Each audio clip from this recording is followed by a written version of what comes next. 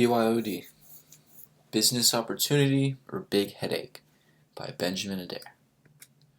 Little introduction. BYOD stands for Bring Your Own Device. It's something that many businesses are starting to use where they allow companies to bring their own iPad or iPhone or Samsung or any sort of mobile device and use it at work.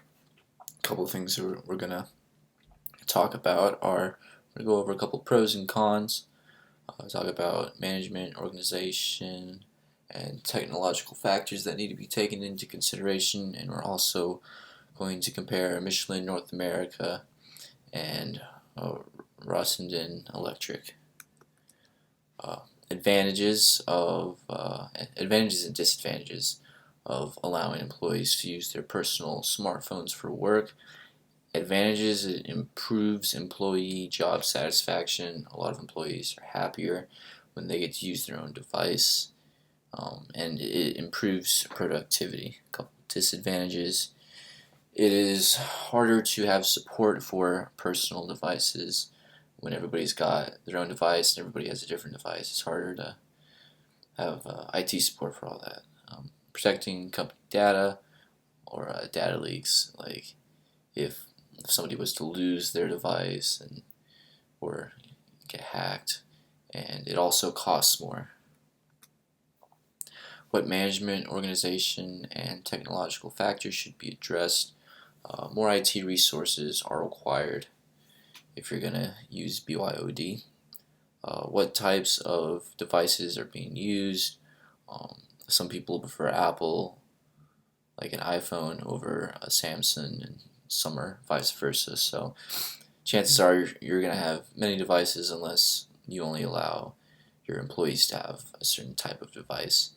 How many devices are being used? The more devices that are being used, the harder it is to keep track of them all. And what to do if someone's device is lost or stolen. If somebody loses their phone, somebody else finds it, or if somebody's phone gets stolen and they have top secret data for the company on their device, then you don't want that getting leaked. Compare the BYOD experience of Michelin North America and Rossenden Electric. Michelin North America, they started out, they were excited for the new experience, and they thought it would be very, very beneficial for the company and help improve business. They put together a team of IT specialists to help the process go smoothly, which it did help, and it increased employee efficiency, productivity, and satisfaction. And then for Rossenden Electric, they were worried about it at the start, and it didn't go quite as well for them, but they did have something that allowed them to erase data on someone's phone if it was stolen or lost. Why did BYOD at Michelin work so well? Well, they went into it with positive attitude, and they really believed that it would improve business, and they had a team of trained professionals that were there to help with the process. If anybody had any questions or concerns, they could go to the team. If something wasn't working right on their device, they could go to the team. They'd help figure it out.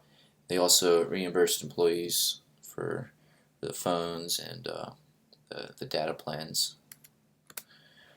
Allowing employees to use their own smartphones for work will save the company money. I disagree with this. According to Aberdeen Group, an enterprise with 1,000 mobile devices spends an extra $170,000 per year. That's a lot of money, even if you're a large corporation. More planning is needed when employees use their own devices, because you have to be able to keep track of who's got what, and if somebody gets a new device or they get a new phone, then you have to update their information, and there's a lot more to it. And companies have to reimburse their employees who use their personal devices. So even though they're using their own devices, companies are still end up paying for the devices, even though it's their personal device. A couple current events. For Tegra is now adopting BYOD, and BYOD is predicted to be worth $337,500 by the year 2025. Conclusion: BYOD makes employees happier and more efficient. BYOD costs more, and it's not a simple, straightforward process. A lot of people, like myself, before I started researching this, I thought that it was like, okay, yeah, you just start bringing your own device, and it's simple, saves company money. But after actually doing all the research, I found out that it's not that simple, and there's a lot more planning that goes into it. First question I came up with is BYOD more effective in a large corporation or a small business? Well, it's easier to use in a small business. It's easier to adapt. There aren't as many people. It's not as large of an investment, and there are fewer devices to manage. In a smaller business, you don't need as many IT specialists, so it's easier in a smaller business. How to successfully convert to BYOD? Do it a little at a time. Don't just start doing it and let everybody start bringing their own devices to work. You got to slowly adjust to the process, especially if you have a couple thousand people working for you.